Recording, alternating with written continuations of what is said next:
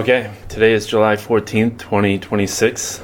It's the first budget subcommittee meeting. Don Byers and Sean Kane are here, along with Deb O'Brien, Mary Beth Carter, Ryan Trussell, and Mike Flanagan of the Finance Committee. And you are? And I am Sean Kane. Thank you. Let's rise for the Pledge of Allegiance. I pledge allegiance to the flag of the United States of America and to the republic for which it stands, one nation, under God, indivisible, with liberty and justice for all.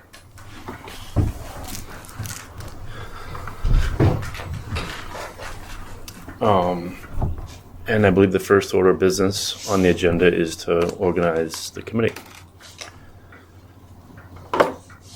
Do I have any nominations for chair? I would like to nominate myself as chair.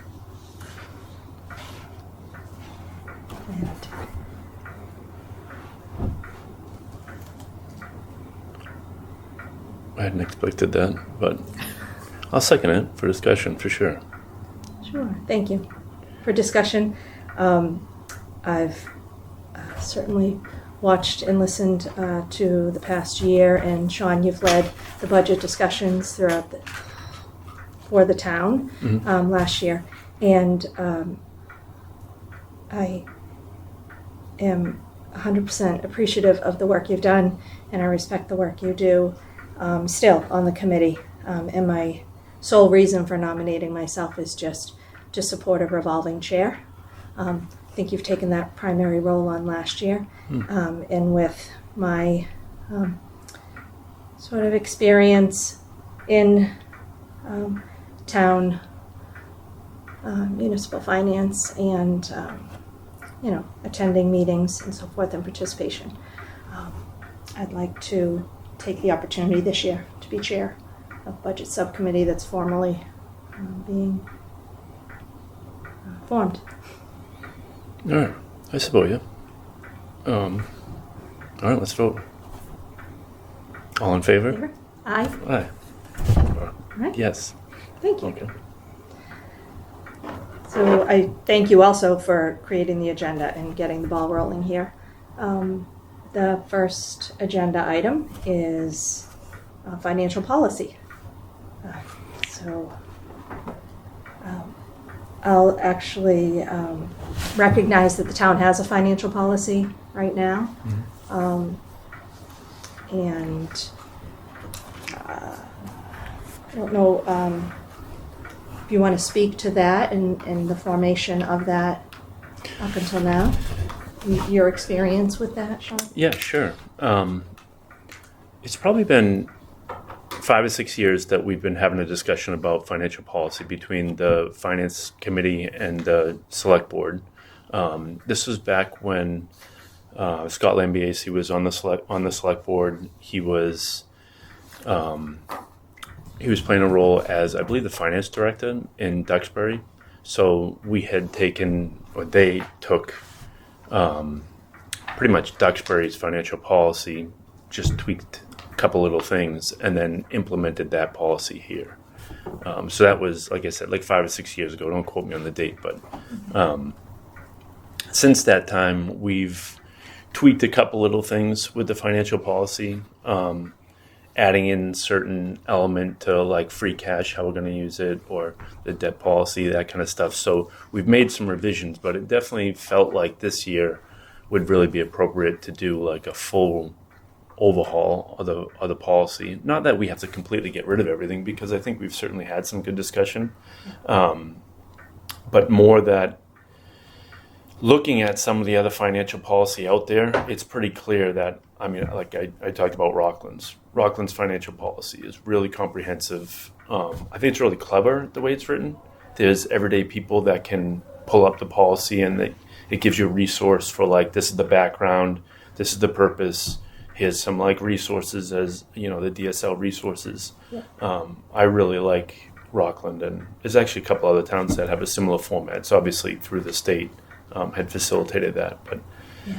So to me, I feel like that seems to be like the gold standard And it doesn't look impossible for us to replicate.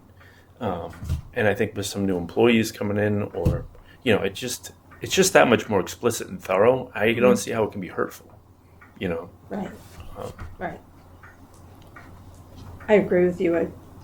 Rockland's, I have just their table of contents in front of me, and it's quite comprehensive. Total of 78 pages. So it doesn't really leave any stone unturned. They do they split it in half, like the financial planning portion, and then kind of like the everyday operations portion, which I think is good too. Right. Which I'm sure our operations team has a lot of these processes already in place. Obviously, they're doing the jobs. It's just a way of documenting the process, as you said, and procedures, in addition to having financial plans that the board and the staff, are all sort of rowing in the same direction. Yeah. Right. I guess there's general financial policy, which it seems like as you review more and more of the policy, it seems like they all kind of fall in line with that same language. But then there does seem to be some unique language that is surfacing with it seems like with the OPEB and pension liability. We know that's a budget crunch for the next 5 years. So how do you tweak your policy to include that context? And also, I think Hanover is kind of clever the way that they have. Justin would be better at the details, but I think because of their override, they want to be careful that they don't overspend and then find themselves in a similar situation. And they're obviously concerned about like the OPEB liability. So in their financial policy, they kind of have some of that explicitly, like knowing this is the situation, this is what we're going to do. Like this is what the traditional policy is, but and I think some of that could really help here. Right. More. You shared that with me. I'm looking at that now. It's kind of with the free cash policy. I was particularly interested in the free cash policy. How do people? What's the policy that they write for free cash? You know what I mean? And then with the one-time revenue and the operating budget, we kind of all know that you're not supposed to do that. But how do you take that into account with the current situation? So that was one area of interest that I was curious about.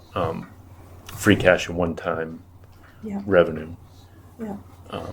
I pulled up the town of Stoughton has quite a similar comprehensive financial policy. They just finalized it May 2026. And the part that I was drawn to was within this financial document, they outline their annual operating budget process. As far as how it's composed of requests for funding for general fund operations, enterprise fund, and capital projects. Yeah. So again, identifying capital requests. We have water sewer enterprise. And in their policy, number 1 says that the select board, and they call it their Committee on Finance and Taxation, which is our finance committee, shall recommend and town meeting shall adopt balanced budgets in which current revenues, and then it has in parentheses, non-one-time, equal or exceed the current expenditures. So they are pretty definitive that their annual budget is just going to be what is our revenue and make sure their expenses fit within that. Yeah.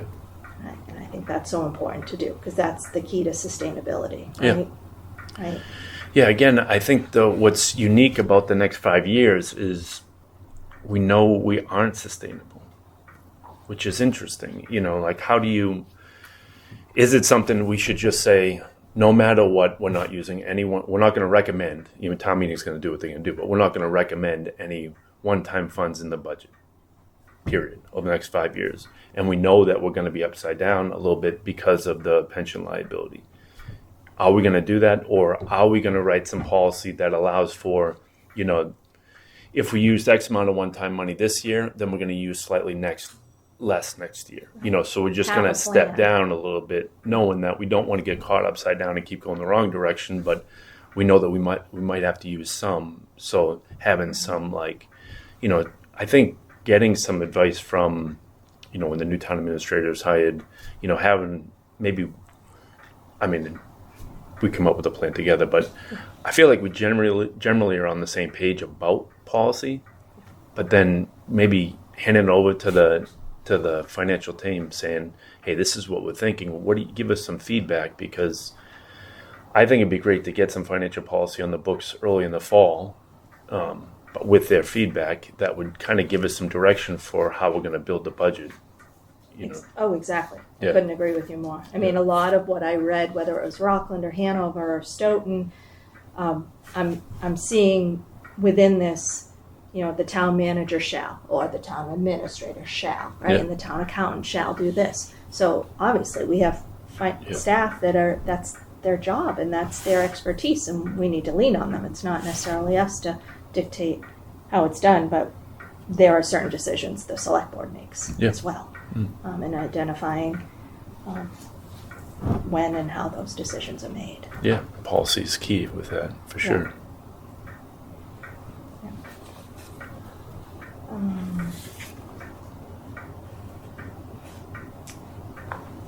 So there's, I guess we're not at a crossroads, but right before the conversation goes in, or it could go in two different directions, right? Sticking to financial policies versus the budget we have faced before us, right? And our agenda doesn't necessarily say we're talking about FY28 budget or budget right now. Right. I think generally speaking, for me, I want more of a comprehensive policy and less of, like, if ours is 3 or 4 pages right now, I'd rather the 80-page document. I think that's, even though it might be setting a high bar for some of our departments, I'd rather identify why that's a high bar and then, help work with the professional team to meet that bar as opposed to not. I think it's just, I think it's just better to have the more comprehensive policy. Are you generally in agreement with that? I am. All right. I am. And just looking again at this table of contents for Rockland, just so it could be like a summary for me, the financial planning piece of theirs is just 26 pages. Yeah. And then the remainder is the operations, and then they have documents at the end, which is logs, appendix, and calendar, which I think is all important too, a municipal calendar, right? Yeah, exactly. But maybe going forward, right, where do we go from here?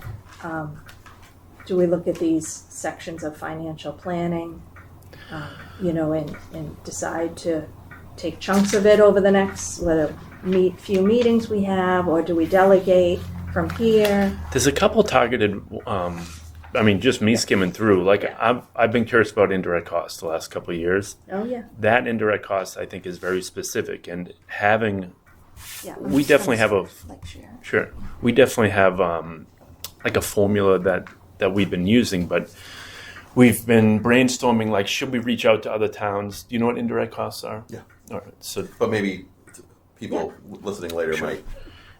because it's not something I was very familiar with a couple of years ago, and I think it is for, as far as accounting purposes, it's helpful to better understand. Let's say with the Water Sewer Enterprise Fund, they have costs that they incur that are, because they're their own entity, I'm probably going to screw this up, but because they're their own entity, they're using some town services like the town accountant say. Yeah.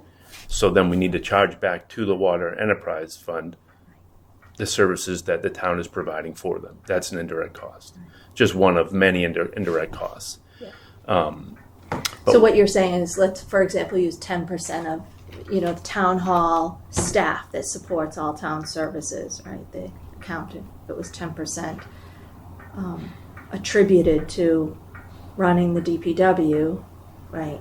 Yep. Then the water and sewer rates that they generate, the equivalent of 10% of that person's salary would get paid out of water and sewer rates, right? Yes. So it's almost like a funding source to support the staff. Yeah. Yeah. And one particular area of interest is with the pension liability and OPEB, because I don't think we have been charging indirect costs for paying down that liability. And if that's the case, there are, so if there's people who have worked for the water department for a number of years and then they've retired. So we're paying medical insurance or a portion of medical insurance. I get lost in the details, but I think this is what OPEB is, the medical insurance that we pay for retired employees. Are we charging indirect costs for the retired water and sewer employees for OPEB or for the pension liability? Right. So that would be an exercise for someone to determine how many of our retirees worked in that division. Yes. Right, and what is the cost of that? Right, and are we accurately or properly accounting for that indirect service? So that's something that we can, when we talk about it at that time, we can reach out to, obviously, to Jenna Genti and say, hey, can you look into this for us? Can you maybe check in with some of the other towns to see what they're doing? But I think when I was reading through Rockland, they did specifically mention that they do have an indirect cost for that. Okay. So yeah, I guess to your point, I think we should generally say we'd like to adopt a comprehensive policy like this, but over the next couple months, we're going to pick and choose a couple of these that we can drill into a little bit more deeply, ask some questions, maybe go back and forth, and I think that'd be helpful. But I do think we should maybe just kind of reverse engineering. I think we should shoot for, in my mind, something like late September, for the select board to review it and formally adopt whatever we propose. Something like that, if that makes sense. I don't know if that's too quick or... I'm of the same opinion, right? The sooner the better, within reason, that we can, with the support of the staff, come up with something. But we're not reinventing the wheel here either, right? I guess we'd like to highlight if there are any major pitfalls. So if the professional staff has time to review their specific section that is most meaningful to their role, and then skim over the rest. But if someone says, hey, this would actually be a major issue for us, then that would be much different than if the feedback that we got was, actually, it seems pretty good, and I could adopt this without a whole lot of trouble. You know what I mean? So I guess the back and forth will really be helpful that way. Okay. Oops, I'm sorry.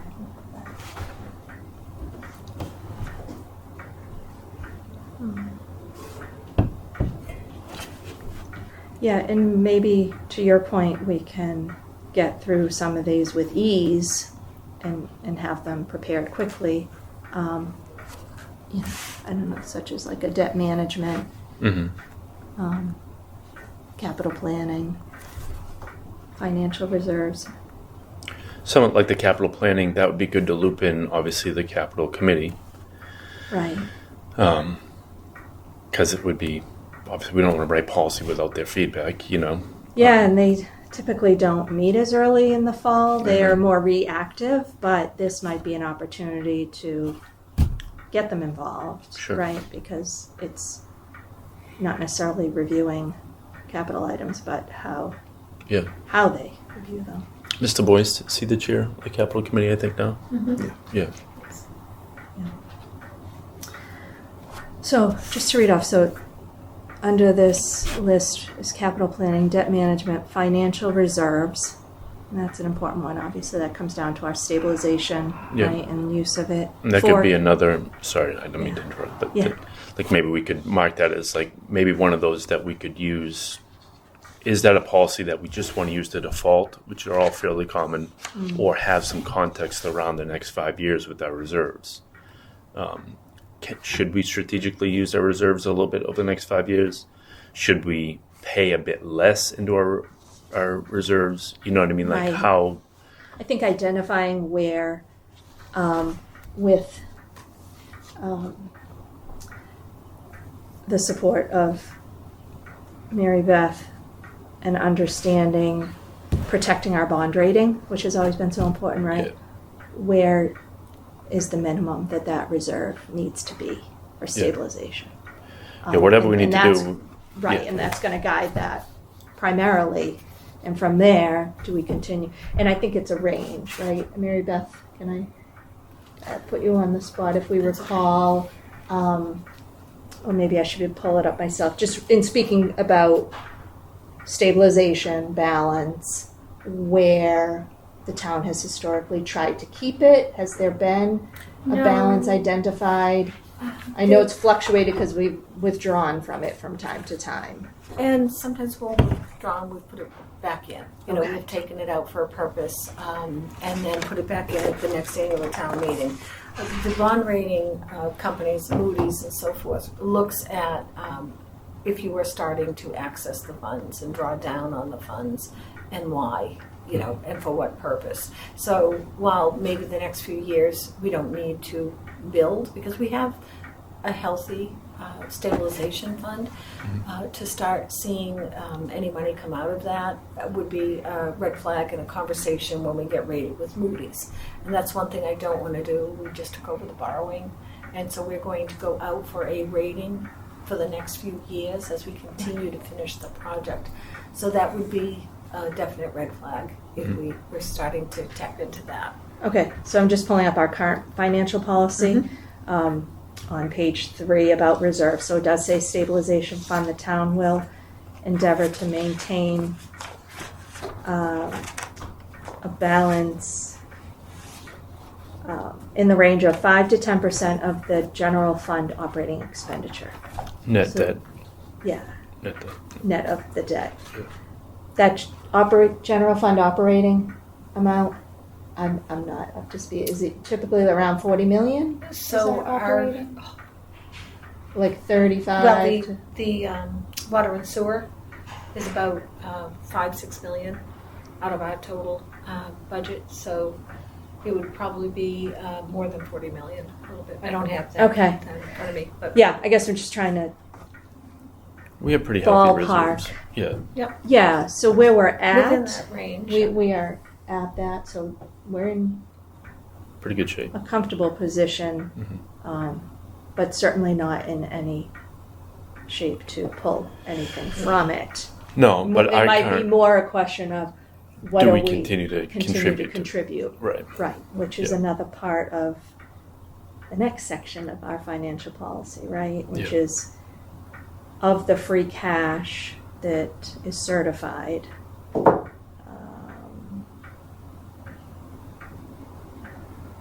Trying to find that section in here.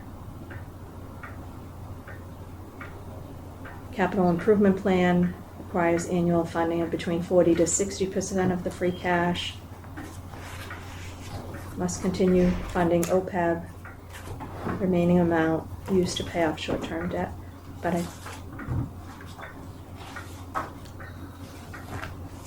I'm missing the section where it says we'll contribute to. Was there a part, Sean, that? Yeah, but it says- wasn't from the original policy. It was from there's an additional like addendum that we added. Oh, Free cash. Yeah, the free cash policy there. here it is. Okay, on the last page, right. Oh, that's what I had in mind. 10% of free cash shall be allocated to capital stabilization. Then 10% allocated to general stabilization. So this is where I think having some real thorough discussion and maybe some professional advice about this, because I really believe in that policy. But given the context that we're in, how should we tweak that? It's very good to keep adding to capital stabilization because, we have some items obviously that we want to stay ahead of. But at what point there's a tipping point, and we Right. don't want to undermine and be laying people off to put money into capital stabilization. That feels funny, so And I think there should be goals attributed to that, right? Or at least a balance that we're seeking to reach, yep. such as general stabilization, right? If we're at within that range of what our financial policy says, then to your point, is it necessary to continue contributing 10%? Yeah, be connected to our capital plan, Right. what we have Anyone on at the table want to We're certainly not operating. at 10% for our stabilization fund of our operating budget, but we're within that 5 to 10.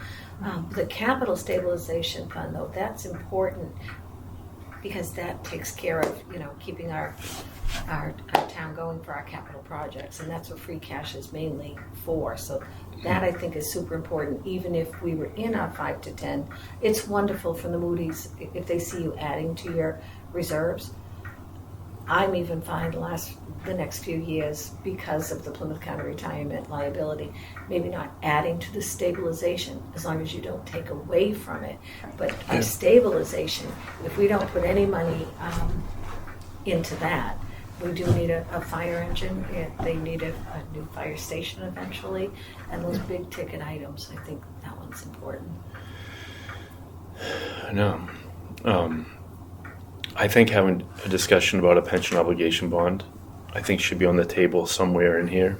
I don't know exactly where it would fit, but there's going to be some of those discussions going on about how do we deal with this pension obligation.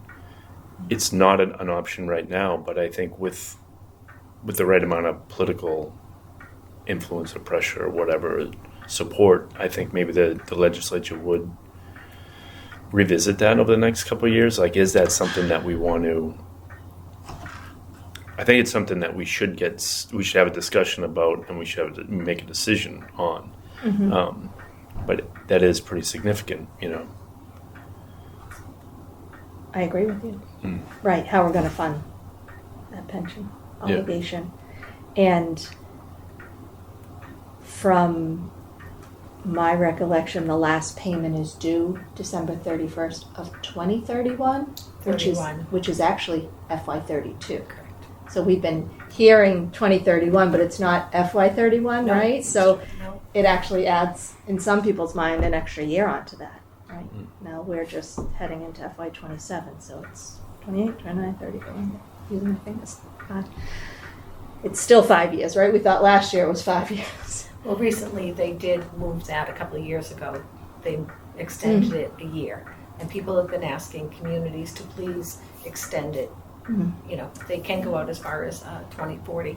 But Plymouth County Retirement, speaking with Tom O'Brien, the treasurer, I was like, no, we can't keep kicking the can down the road. Right. But of course the increases have such a huge impact on our operating budget. Yeah, it's a killer. Yeah, it's absolutely a budget breaker because we all talk about Proposition 2.5. Yeah. But yet Doesn't they're give up. able to put forward this assessment Yeah. with Even 8% on top of 8% on top of 8%. right. Some years it's been 10, 12. Right. It I should be mean, Proposition 5. I think in some ways having a formal decision from the board, I don't think we should just do it once, but I think having a discussion sooner rather than later would help guide a little bit of the policy, because some people might say, just like Mr. O'Brien, we need to pay it off as soon as possible, and let's just suffer through the next 5 or 6 years. Well, the policy would be much different for that scenario than if it was, well, let's work with Hanover and some of the other towns in the South Shore to see if we can get a pension obligation bond, or see if we can get them extended 5 years. That definitely changes kind of the policy. So A bond certainly makes sense. I'm wondering if it's an option to use a portion of free cash as for, like we have in this free cash policy towards OPEB, also to fund some of Plymouth County retirement. That's what we did this yeah, year. we did that this year. But that was Free not cash. accelerating our payment. So you can also pay down, like you're paying on your mortgage, Yeah. pay extra on your principal to Oh, pay yeah, it I off understand sooner. we can do that. So you could have done that. We could do that with Plymouth County if we wanted to make our payment, plus take that 10% and pay extra. What we did is took that 10% and just helped us pay, because we went, I As- believe, from 3.5 to 3.8 something. It was- Okay, so that's what I'm reading here. We did Right. use, This year we did. Yeah. We the did an policy says a exception. minimum of 200,000 transfer from free cash to that Plymouth County Right. retirement expense, right? But in that same conversation, like, the school didn't get the capital from the school has been marginalized. Like, Right. we have to choose between not even proactive maintenance now, like cutting Well, and I into the think that- bone capital projects. you know. Yeah, that was sort of going to be my next follow-up, that if that free cash is now used as a funding source for these other expenses, does that leave us with a decision for like a capital override, right? Because would that, yeah. Oh, good. I'm sorry. I had a question I want to ask after. Yes. Would a capital override be something that might be more easily explained and needed with citizens?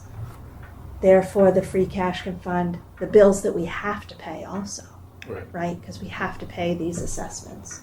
So, yes, Mr. I think Trust. I had a question because I think I've heard of this happening in other communities, but have we ever looked at for capital projects like using like a debt exclusion for them, like and get bonding out instead of relying exclusively on free cash? It seems Because to you talk be, about something like a fire engine might be something that the public might A vote one-time capital. like a one-time Yeah. capital expense for, and you or maybe you do a bunch of these larger capital projects and you kind of bundle them together as a debt exclusion vote. That might be something that might be easier to explain to the community about. We are going to do this limited time thing as opposed to an override, which people Like a 5 or a kind of 10-year recoil loan. against because Yeah. they know it's forever. Yeah. Whereas a debt exclusion is like, we're going to borrow some money so we can buy a new fire engine, so we can get This new is cruisers, so we can fix, Right. X, A Y, and Z. repair. Repair these different things. Like it seems like, because I know that, using like taking 10% of free cash for capital, limits the capital projects that you can do. And when you talk about some of these projects are really expensive, how much is a fire engine? Is it like 1.6, 1.5? Yeah. So it's like, so the idea of, it's just something that I've wondered about in terms of as maybe a way that, because then you have the opportunity to free up monies elsewhere in the general budget if you're saying we're going to pay for these things with by borrowing and using, I for think it. that's what Mr. Madden was telling us back in 2019. Part of his report included a capital override. He said, you have a need for capital, and it's part of every town's annual expenses. Yeah. And that might That's a slippery slope, though. You don't want to be using free cash reoccurring. So you're talking about using free cash and paying off what? Plymouth County? Free cash is one-time money. You But- shouldn't be using that in the operating budget. no, the financial policy seems pretty clear that you shouldn't use free cash in the operating budget. But the flip side of that is the revenue projections are pretty conservative right now. Like we're trying to do revenue projections that are realistic, but we're following. I think one thing, although the budget was difficult this year, we did a pretty good job of staying relatively conservative with projections. We knew because the year before we were too tight. You have to stay more conservative with your projections if you're going to fund your capital plan with free cash. You see what I mean? If you weren't funding your capital plan with free cash, because it seems like there's two different schools of thought. You don't have to worry so much about the free. You're going to get a little bit of free cash, but you don't have to be really conservative with your projections if most of your capital is going to be funded through a capital debt exclusion. But if you're not going to have a capital debt exclusion every 5 years or whatnot, then you should be more conservative on your revenue projections so that you're actively contributing to a significant amount of free cash that you can chip away at your capital. I prefer to be a bit more conservative with the revenue projections and to generate a bit more free cash so that we can stay ahead of it. I think it's hard everywhere, but with like South Shore Vortec right now, it's critical that we're able to pass that. I shouldn't say pass that. We are able to inform the public thoroughly about how important it is, either to pass that debt exclusion or the impact that it's going to have on the operating budget if we don't. That seems to be priority number one as far as this. If we have a fall town meeting, but I don't know. That would be a good conversation for the board, though. Like I said, I think I've heard different town administrators kind of have different opinions about that. So the board should definitely be in the policy as far as like which kind of direction we want to go in. right. It's all good stuff to talk about. Yeah, I think I'm just repeating what you said, Mr. Tressel, Mr. Kane, but finding a way to fund capital through an increase in revenue, right, which might need to be some type of borrowing, short-term debt, which would have to be authorized by the citizens, but it then allows the free cash to fund another expense, right, that we know is just until FY32, but it's a 5-year expense. So if there's 5-year capital, Pension liability, 5-year right. expense, and that allows the revenue in the levy, right, to fund the recurring expenses, right, and to budget that accordingly. That could be a smart approach. Honestly, I can see the board supporting something like that for sure. It's multiple steps, Yeah. but I equate it to our own personal budgets. I know for myself, right? I've had a car loan for 4 or 5 years, right? Sometimes, I had a furnace loan because I got a new heating and air conditioning, and then another time I decided to get some new furniture and had another loan, right? So there is a time when personal finances call for that in our own lives, perhaps, right? And the town is no different, where they have expenses that sometimes call for debt. Right. And debt is a tool. It's not supposed to be a bad word. It's a tool to use in order to continue to maintain our buildings and our equipment. Yeah. So you're saying, just to clarify, you're saying we should potentially use smaller debt exclusions over the next period of time, and so that we can fund that pension liability kind of higher. Or Indirectly, just, it would affect personnel, because it is in the operating budget, but it's a unique. I mean, to Mike's point, we don't want to be using it for the operating budget. We don't want to be using free cash in the operating budget for recurring. Right. So this is in the operating budget because it's a pension liability, but really it's only in there for the next 6 years, 5 or 6 years. Right. So should we look for an override to pay down that pension liability and keep us at level services, or should we look for a capital debt exclusion? I mean, ultimately, if either were to fail, it would likely have a very similar result. Because ultimately, we wouldn't be able to pay the pension liability, which means we'd have to pull from the operating budget. So we'd have layoffs. But is it easy to pass an override, or is it easier to pass a debt exclusion? And is it easier for people to understand the purpose of? And it doesn't go on forever. It actually does come off the books. So It seems to. And we'd want to have a needs assessment, right? First of all, for capital, right?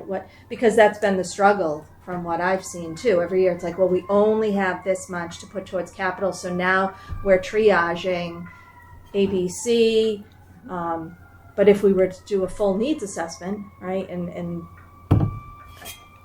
might be talking about like capital improvement plan, and that would be another agenda item. But before you ask citizens to pay, you have to, fully know what's needed. I think to Ms. Byers' point earlier, where she was talking about, I took out a loan to get a new furnace. Like, I think that I took out a loan to get new furniture. Like, that seems more analogous to the debt exclusion, right? We're going to borrow money to get a new fire engine, where it seems like that has analogous to people's like actual personal finances. So it might be easier to explain and understand that we're going to borrow money for this short period of time to buy a new fire engine, or a new roof on your house. Or exactly, like people do those things all the time, and it might be a little bit more palatable and understandable than, because I think the pension obligation is something that obviously gets talked about a lot in here. I don't know how much the general public really understands what it is, and I think the idea of, and again, I think just as a layperson, I think the difference between an override and a debt exclusion,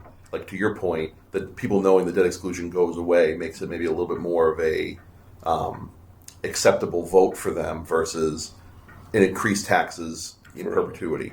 Yeah. So. Based on people coming to the window, they're not going to vote for anything that says override. they're not happy. Yeah. It's a hard time right now, Yeah, for it sure. is. The problem is what's going to be on the other, like what's going to be on the table is that's what's going to get people's attention. You know, people don't realize how difficult of a situation that we're in, you know, so it's hard. And I'd like to say some of this might be solved if we were to get more state funding. We can go down that road, right, with our senator, our state rep, from the state budget, what have you, what we could get. But that's not guaranteed either. But maybe at some point that's a light down the road. But as you just said, Sean,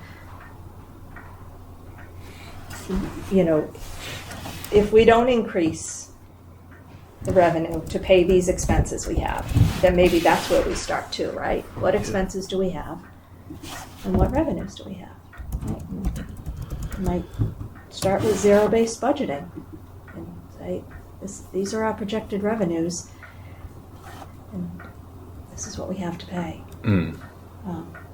And I think the first thing that you build off that zero-based is the assessments that are going to come in, right? We know the OPEB assessment is there, and we know that South Shore VOTEC building project is there, and the South Shore VOTEC operating assessment and the Whitman Hanson operating assessment will come in. And we have to pay those. And then after that, whatever revenues we have, we will see where that leaves us. Sorry. Yeah. I was talking to the town assessor just because I'm a liaison to Deb O'Brien and Jenna Genti and to Jackie. She did give me an update last week. She's been going through pretty thoroughly to check to see how it's not Patriot, or it's associated with Patriot. Catalyst. Mm-hmm. So we pay a third party to go through and do all of our assessments for both commercial and for residential. She's been thoroughly going through a lot of the commercial assessments, and she's really pretty confident, and she has worked with Catalyst, the representative from Catalyst, to confirm some of these, but that we haven't been assessing some of our commercial property properly. So, and it does look like it is somewhat substantial.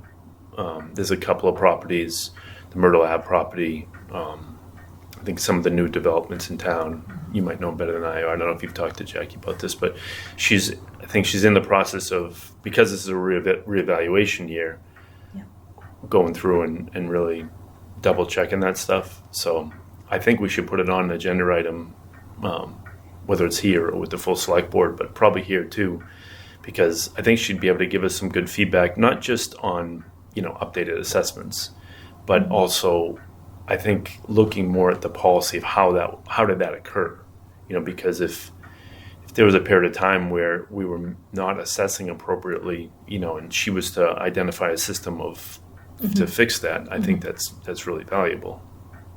I'd like to understand also how that might impact other residential property owners, because if I'm understanding the Proposition 2.5 correctly in the levy, right, that we are able to raise that 2.5% each year, and then depending on the tax rate, right, and your value of your property, then you may get an increase.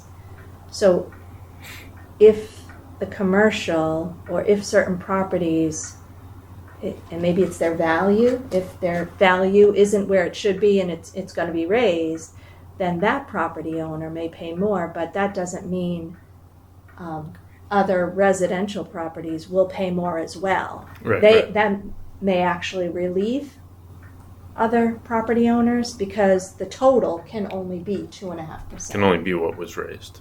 Right. Yeah. Right.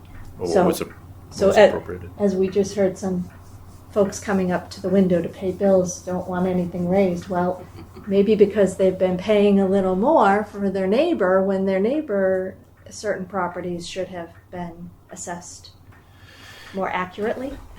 Yeah, it all just seems cleaner when it's done properly. And for some reason, there's certain properties that it wasn't done, at least I don't want to speak for her, so I want to be Okay. careful, but No. I think having her come in and explain, I think would be helpful. We just want to make sure that each property is assessed properly. Yeah. And she has some concerns right now. Okay. So, Okay. yes. Okay, may I speak?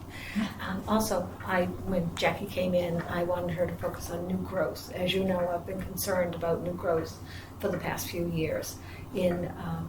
I went back and did a 10-year look back, and for many years, our new growth has always been equal or greater than our permits that we take into the building department, and many years, of course, a lot more than that. The past 3 years or so, our new growth has been going down. And yes, after COVID, there wasn't, necessarily the past couple of years a lot of building, but that's picking up now.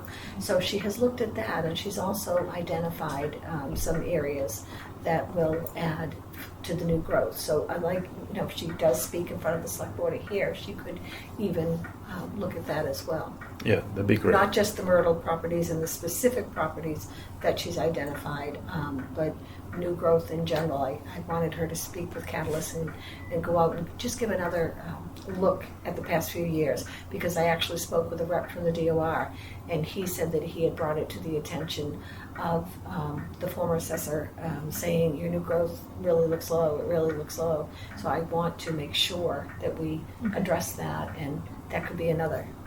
Because new growth can actually increase Yeah. the amount that we're collecting. Absolutely. Yeah, which is Right. significant. That's additional Yeah. revenue above Right. the 2.5. Yeah. Yeah. Right. Yeah.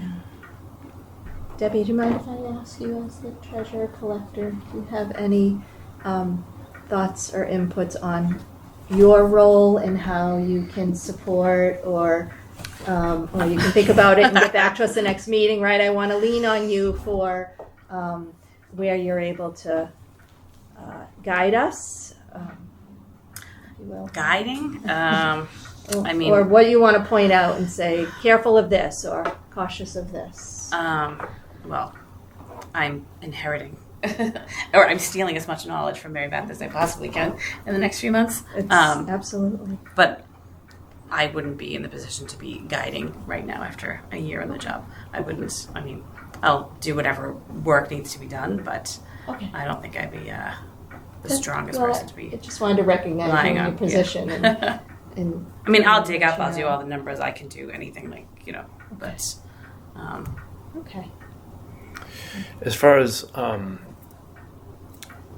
with some newer staff or with some people coming in, as we begin to think about the budget process, using some money for like consultants, I think it's something that we have done fairly effectively over the last couple of years. Is that something that we want to go away from, or is that something that I think, could be valuable? Like I'm kind of shooting a little bit, but if the policy that we're going to potentially implement is really a high bar, we want to definitely make sure that our professional staff has the support necessary to meet the bar. You know what I mean? So maybe using we don't have a lot of money in the budget, obviously, but $10,000 could go a long way with, the ability to call somebody on the spot and get some good, advice, or once a month kind of a meeting for professional staff. That might be something that's valuable. I don't like the idea of writing a policy that really stretches our professional staff like really thin, because it's expecting them to do a whole lot more than they have the capacity to do. Whether it's the literal capacity because of work hours, like the amount of staff in their office, or professional skill knowledge and that kind of thing. Probably a big question for right now, but something that I'm definitely sensitive to. I don't want to. I'm really happy with the current staff. I feel like we're moving in the right direction. I don't want to all of a sudden implement some policy and then all of a sudden everybody's like up in arms, like, geez, how are we ever going to do this? That wouldn't feel right to me. I hope that policy doesn't change their process and their job descriptions by any means. Well, some of that, the second part of the first and second part of the operations, they're pretty specific about Yeah, that's procedural. Procedural, like and that's day-to-day not- stuff. I don't personally feel that that's my place to tell them how to do their job. And I think that's kind of gets to the next agenda item, segue, financial management review. And I think that's why I made the motion and thought it would be helpful to the town Yeah. that DLS come in, because they're experts. And not that I want them to micromanage what we're currently doing, but if there's efficiencies, right, then Exactly. I want the staff to be supported by that as opposed to micromanage. Yeah, exactly. I completely agree with Okay. that. Yeah. Okay. Yeah. Right. But before that happens, because I know they have a waiting list. And so absent of looking at financial operations, operations or procedures, we're looking at policies for budgeting and how we're using our funds wisely, I guess. And again, I'm back to the one-time revenue Yeah. and stabilization and protecting that. Did you want to touch any more on financial management review? For me, it connects with the financial trend monitoring system. So there are certain towns that you do that every year, which seems to be an internal financial management review. I think I'm all for bringing in outside people, whether we have someone from DLS or whether we hire like an experienced, other professional staff that can come in and support like the fire chief or, I think that can only be helpful, So I think we should be doing a financial management review each year. Mm-hmm. I guess I don't want to adopt financial policy and have it be relatively stagnant. I like the idea of adopting financial policy and then each year systematically kind of reviewing the policy and saying like, hey, what worked and what didn't? How can we tweak it? The current context of Make sure we were following it. Yeah, exactly. Right? And I feel like the financial trend monitoring system kind of does that. Okay. So I think we're on the same page, and it doesn't much matter to me which we start with, mm-hmm. but I want it to be a process that we continue for sure. Okay. So I don't want to go more past the hour, so I think we have 5 minutes. I don't know how you felt about timing, Sean. Yeah, and I think it's great for me. So there's just two more things on the agenda: setting the next meeting, and then there was inviting new members of the subcommittee. I'll just pass over the inviting new members of the subcommittee. That's okay. Okay. I think at some point, it would be a good discussion, like a member of the finance committee might be nice to formally invite here, that kind of thing. Okay. But okay. I don't think we need to have that conversation now. Okay. We can keep that an option for a later meeting. I think. Yeah. I'm okay with a little bit of homework. Like if you said. I'm glad you said that. I was going to dive into. Yeah, like do you want to choose 3? Like let's choose a couple that we can read a bit more thoroughly and bring back on the table next time we meet or something. I think perfect. Yeah. I think perfect. So just for those listening, I'll read through again these areas: capital planning, debt management, financial reserves, forecasting, indirect cost allocation, investments, one-time reserves, and other post-employment benefits liability. There's 8 categories there. I think the free cash and the one-time reserves should kind of twin together. Okay. Personally. Yeah. And we'll use, just so I'm clear, we'll use Rockland as the default. We can use Rockland as a resource, right? Cool. And then maybe compare it to what we have right and now, merge it, or... Yeah, and Stoughton. Okay. You mentioned Stoughton, so I haven't had a chance to review Stoughton, so I would definitely like to do that. Yeah. And that was on the website as well? Yeah. Oh, cool. Yeah, I Okay. just found it pretty quickly, and it's relevant. It's recent, May of 2026. Oh, cool. I mean, do we want to just, between the two of us, split up these 8 and 4 and 4? Or do we want to take 2? No, I don't mind going through all 8 more thoroughly. I don't. Personally, I don't mind skimming through. I mean, I'll probably I'll drill in a little bit deeper the ones I'm more interested in, just kind of skim the ones that don't feel like. But I'm comfortable So- All right, so we'll both, So the Review them? top 8, like Yeah. these top 8 here. yeah. Yeah, cool. So we both going to review them and come back to, Have a conversation about them. okay, Yeah, what we like, maybe what we like, what we don't like, concerns or questions for professional staff. okay. Okay. Yeah, maybe, what do you think about the capital piece? Would we need to invite Mr. Boyce next meeting or wait a meeting? I mean, it's still only July, so Yeah. have us review it and then bring him in. It's up to you. I mean, I like the idea of inviting him to come in.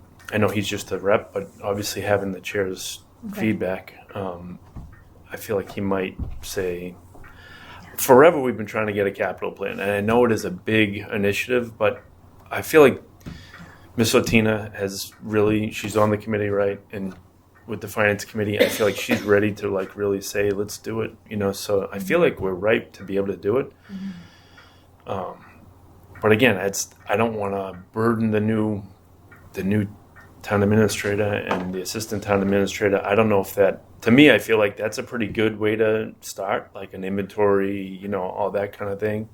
But I don't know if it's also cumbersome and it'll take away from their, But we have the vehicle inventory, right, Kathy? We Keith do did a have good fleet. job. Yeah. Fleet, that was one that Yeah. needed a lot of work Yeah. when we came in, and that's all balanced. The fleet inventory, that's big. But I really think probably should have come from the capital committee, asking the different departments for their, you don't want to take away from their. Right. I don't want to undermine their authority, but at the same time, just sending a message like, hey, this is definitely on our radar and we'd love to support you if this is what you want to do, kind of fits in with the policy that we're adopting. Maybe they'll run with it. Right. Justin will probably give some good feedback about that too. Okay. Okay. And Mr. Tressel, Whitman Hanson Regional School District will come up with its own capital plan, Yep. I presume? Yep. And also, I had a discussion on Thursday with Matt Wells, who is the district's new business manager, in terms of some of the other things on your agenda. But I know we have talked, or I've talked when I've met with you guys, the select board and the FinCom, about having a meeting in the fall, like a joint meeting with these things and with a kind of preliminary. Obviously, we won't have the assessment ready by the fall, but a ballpark kind of like a broad overview so that we can start planning that earlier in the process than has been done in the past, where it's kind of come in at the end of your budgeting kind of thing, which is, I know, difficult because we're such a large part of the town budget. So having it earlier, I think, would be more advantageous. So I talked to him, and right now he's obviously finishing up FY26, but he's thinking that's starting end of July, early August, he can start working on it, and so talking about figuring something out for late September, early October to try and schedule a meeting with both the Whitman and Hanson select boards and FinComs and the school committee to kind of start that discussion as well, so that to help you guys out, because as Ms. Byer pointed out, it's an assessment that we're going to send you guys that you guys have to fund, and so the earlier we can get that information to you, hopefully the better it is for everyone's planning purposes. So Right. and then And I'm glad you mentioned that timeline, because I'm looking at the Stoughton policy, and they outline their operating budget timeline, and it says on or before October 15th, the select board shall provide the town manager with policy directives regarding their budget priorities. And then a month later, the town manager shall submit to the select board the following, and it says a preliminary operating budget, and it indicates that the town manager would also request from the school superintendent their draft school budget to be submitted. So that's by November 15th. So Yeah. you're right on target. Which is important, because I think sometimes we've asked department heads to prepare a budget without giving them feedback. Like, you've been pretty good, I think, the last 2 years of, like, in your budget message, hey, please prepare it with, pretty sparse expenses, 2.5%, whatever it is. Like guidelines. Yeah. But fine tuning that and being more collaborative can only be helpful, which is excellent. Yeah. Thank you, everyone. So we should set a next meeting date. We can, Let me check my schedule. okay. When is the next select board meeting? We do have one penciled in for 2 weeks from today on the 28th. We'll just do that? Before, Do yeah, that. that's in my mind. That's kind of what I was thinking. Yes. You know, I think it'd be helpful to, Okay, so July 28th, 5 p.m. or go, if you need to go a little bit later, go a little bit later. You know, 5:30 if that's helpful. No, we can keep it at 5. Yeah. We can keep it at 5. Yep. All right. That way I can fill my coffee. Yeah, a little respite in between Yeah. till the next meeting on Thursday. Our motion to adjourn? So moved.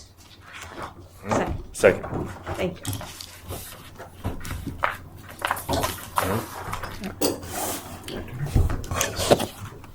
Oh. That was your glass.